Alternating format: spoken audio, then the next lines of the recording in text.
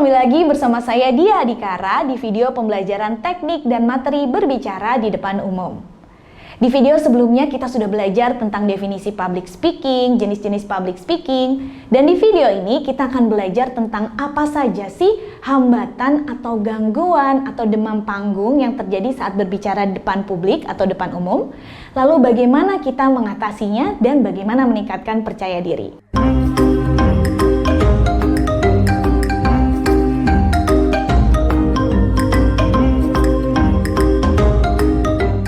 Teman-teman pernah ngalamin nggak ketika berbicara di depan umum, perasaan apa nih yang dirasakan? Takut, malu, deg-degan, apalagi tangan dingin, gemeteran, sakit perut, dan lain sebagainya. Banyak sekali gangguan-gangguan atau hambatan yang biasa dikenal dengan demam panggung ketika kita berbicara di depan publik. Sebenarnya ini adalah hal yang wajar. Semua orang, termasuk saya, mengalaminya. Bad news-nya adalah ini tidak bisa dihilangkan. Tapi bisa kita atasi dan ditutupi supaya tidak tampak. Gimana supaya nggak kedengaran suaranya bergetar atau tangannya shaking? Gimana caranya supaya kita tetap percaya diri dan nggak punya pemikiran negatif dan lain sebagainya. Sebelum itu kita coba cari tahu dulu yuk apa saja bentuk-bentuk dari demam panggung. Pertama, gangguan fisik. Di sini kita ngerasa bergetar, deg-degan ya, segala ketidaknyamanan yang terjadi dalam tubuh kita. Tangannya dingin, apalagi perutnya sakit ya, tenggorokan tercekat, rasanya bibirnya atau wajahnya ini kaku dan lain sebagainya. Lalu yang kedua secara psikologis. Tiba-tiba ngeblank, tiba-tiba nggak tahu harus ngomong apa, tiba-tiba belibet ngomongnya, atau terlalu cepat, atau terlalu lambat. Dan yang paling parah, yang terakhir adalah interaksi semuanya. Ya deg-degan, ya gemeteran, ya dingin, ya belibet, ngeblank, dan lain sebagainya. Nah biasanya itu terjadi oleh berbagai macam faktor. Pertama misalnya, teman-teman harus cari tahu nih, kenapa aku deg-degan, kenapa aku demam panggung. Setiap orang faktornya bisa beda-beda.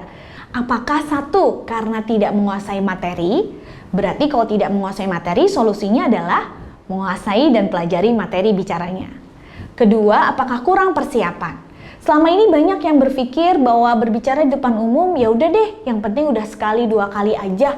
Padahal di sini teman-teman harus melakukan simulasi di mana situasinya dibuat seperti asli. Kalau teman-teman berbicara melalui online, simulasinya dilakukan secara online. Kalau misalnya secara langsung, pastikan ada orang-orang yang mendengarkan. Misalnya keluarga atau teman-teman kita diminta untuk mendengarkan kita saat berbicara. Lalu yang ketiga, apakah teman-teman merasa gugup karena takut kelihatan jelek, takut kelihatan tidak pintar, atau takut mempermalukan diri sendiri? Nah, di sini teman-teman harus percaya bahwa ketika kita mengalami perasaan-perasaan atau tidak nyaman atau pikiran-pikiran negatif, kita harus sadar bahwa kita tidak bisa meyakinkan 100% audiens. Jadi pasti akan ada audiens yang mungkin tidak mendengarkan. Bukan karena penampilan kita tidak bagus, bisa jadi karena dia punya permasalahan atau ya perasaan tidak nyaman. Jadi bukan karena 100% disebabkan oleh kita sebagai pembicara. Lalu yang kedua, pikirkan bahwa kita ini hanya sekedar sharing. Ketika kita berbagi atau sekedar sharing, di situ kita nothing tulus. Apakah mereka mau mendengarkan, apakah mereka mau tidak masalah. Yang penting tujuannya jelas, struktur materinya bagus, lancar, dan juga teknik berbicaranya baik. Nah, kalau misalnya semuanya sudah sesuai, tidak masalah jika ada audiens yang tidak mendengarkan. Kita pikirkan saja jika mereka itu memiliki permasalahannya sendiri. Nah, ada beberapa hal juga yang bisa kita lakukan untuk meningkatkan kepercayaan diri kita dan mengatasi demam panggung yang dikenal dengan 6P.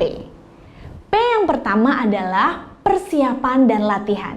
Minimal teman-teman melakukan persiapan 3 kali, tetapi jika belum menguasai materi bisa dilakukan sampai 5 kali.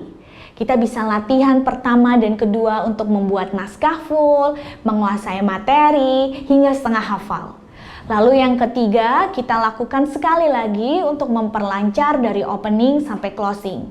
Lalu persiapan yang keempat atau latihan keempat, kita menggunakan timing. Jadi di sini kita menggunakan stopwatch untuk mengetahui berapa lama sih durasi berbicara kita untuk disesuaikan dengan jatah berbicara kita di depan umum. Lalu yang kelima adalah simulasi seperti situasi atau skenario berbicara di depan umum yang akan dilakukan. Misalnya dilakukan secara live, maka akan harus ada orang-orang asli yang mendengarkan kita. Atau menggunakan aplikasi conference online dan kita bisa melakukan aplikasi sejenis. Lalu selanjutnya P yang kedua adalah penyesuaian diri. Di sini teman-teman harus hadir kurang lebih 30 menit paling lambat untuk standby dan persiapan. Ketika teman-teman melakukan kegiatan berbicara di muka publik atau di muka umum secara online, teman-teman harus standby nih di depan kamera, standby depan laptopnya 30 menit sebelumnya. Nah, selama penyesuaian diri yang teman-teman lakukan adalah positive thinking. Di sini kita harus melakukan positive thinking dan afirmasi diri. Aku pasti bisa, aku sudah latihan, aku pasti bisa melaluinya, aku sudah hafal, aku sudah latihan berkali-kali. Ini akan membuat kita menjadi lebih percaya diri, lebih yakin. Hindari pikiran-pikiran negatif seperti bagaimana kalau tidak ada yang mendengarkan, bagaimana kalau listriknya mati, sinyalnya jelek. Abaikan. Berapa banyak sih persentase kejadian buruk terjadi? Akan lebih banyak persentase kejadian baik sebenarnya. Daripada kita mikirin sesuatu yang jelek dulu, bikin mood kita nggak bagus, dan juga bikin kita tambah gugup, mendingan kita positive thinking dan bayangkan hal-hal positif yang bisa membuat kita lebih percaya diri ketika berbicara di muka publik. Lalu P yang selanjutnya adalah pemanasan. Nah, di sini kita melakukan pemanasan dengan memberikan gerakan, baik gerakan tangan, kepala, badan, dan lain sebagainya. Dan jangan lupa untuk pemanasan suara. Pemanasan suara bisa dilakukan dengan A, I, U, E, O, atau ha, ha, ha, hi, hi, hi, he, he, he, ho, ho, ho. Ketika kita berbicara di muka publik, wajah kita harus ceria, tampak ramah dan antusias atau bersemangat, karena itu akan menular kepada audiens. Nah, sebagai pembicara kita harus memunculkan mood itu sehingga banyak ketawa dan bentuk-bentuk wajah kita yang tampak tersenyum harus sering dimunculkan. Lalu yang selanjutnya, P berikutnya adalah memiliki posisi badan yang positif. Nah, ini disebut sebagai winner pose. Ketika teman-teman menunggu giliran berbicara, jangan menutup wajah badan dengan seperti ini atau main handphone yang membuat tubuh menjadi menunduk. Pastikan untuk selalu tegak dengan badan yang lurus. Salah satu caranya ketika kita mau berbicara dengan online ya, dengan fasilitas online, kita bisa dengan posisi winner pose seperti ini dengan mematikan video. Tapi kalau misalnya live, kita bisa posisi seperti istirahat di tempat dengan memastikan posisi bahu terbuka.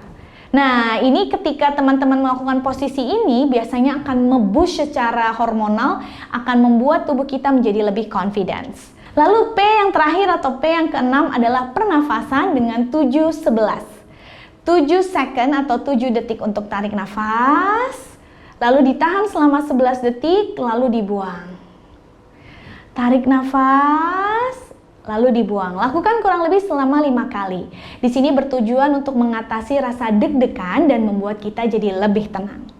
Nah, itu tadi bagaimana kita mengatasi hambatan-hambatan ketika berbicara di depan umum. Jadi pastikan pertama, teman-teman harus memahami apa yang dirasakan ketika berbicara di depan umum, mengetahui sebabnya dan mencoba mencari tahu solusinya, dan yang terakhir melakukan 6P, persiapan hingga pemanasan dan juga pernafasan untuk membuat performance atau penampilan kita berbicara di depan umum menjadi lebih baik. Sampai bertemu di video selanjutnya. Bye-bye!